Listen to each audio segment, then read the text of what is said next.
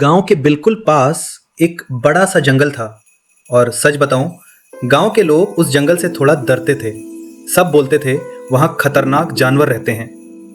लेकिन अव्यान बाकी बच्चों जैसा नहीं था। उसे जंगल की आवाजें बहुत अच्छी लगती थी। कभी पक्षियों की आवाज, कभी हवा में हिलते पेड़। फिर एक दिन उसे जंगल के अंदर से किसी के रोने की आवाज सुनाई दी। पहले तो वो रुक गया क्योंकि आवाज थोड़ी अजीब थी, लेकिन ऐसा लग रहा था जैसे कोई हेल्प मांग रहा हो। अव्यान धीरे धीरे आवाज की तरफ गया और फिर उसने देखा एक छोटा सा शेर का बच्चा झाड़ियों में फंसा हुआ था। उसके पैर में कांटे लगे हुए थे और वो बहुत डरा हुआ लग रहा था। अव्यान एक सेकंड के लिए डरा, मतलब शेर तो शेर होता है ना। लेकिन फिर उसने सोचा, अगर मैं हेल्प नहीं करूंगा तो कौन करेगा। वो धीरे धीरे उसके पास गया। रुक, मैं निकालता हूं।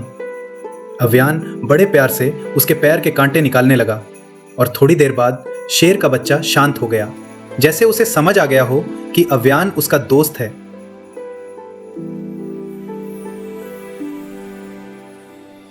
कांटे निकलने के बाद शेर का बच्चा अव्यान के पीछे पीछे चलने लगा और सच में वो सीन बहुत क्यूट था। अव्यान हंस पड़ा। अच्छा, अब तुम मेरे साथ ही घूमोगे क्या? उस दिन अव्यान ने उसका नाम रखा सिम्बा।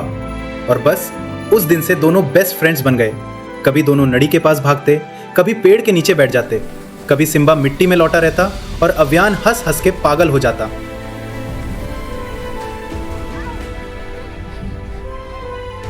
लेकिन एक शाम जब अव्यान जंगल पहुंचा तो सिम्बा वहां नहीं था।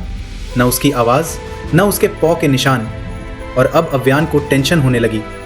तभी अचानक उसे जोर की दहाड़ने की आवाज सुनाई दी। अव्यान भागता हुआ वहां पहुंचा और जो उसने देखा उसका दिल जोर से धड़कने लगा।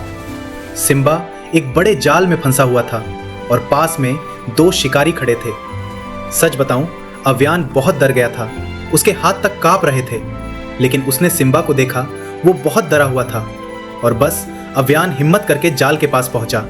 उसने एक तेज पत्थर उठाया और रस्सी काटने लगा। शिकारी धीरे धीरे वापस आ रहे थे। अव्यान और तेज रस्सी काटने लगा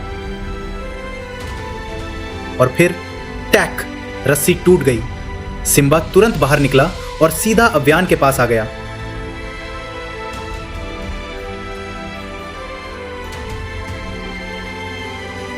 तभी जंगल में एक जोर की दहाड़ गूंजी। एक बड़ी शेरनी सामने आई। वो सिम्बा की मां थी।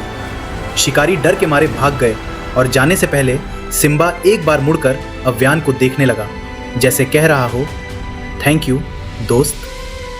उस दिन अव्यान को समझ आया कि दोस्ती सिर्फ इंसानों से नहीं होती, कभी कभी जानवर भी हमारी फीलिंग्स समझ लेते हैं।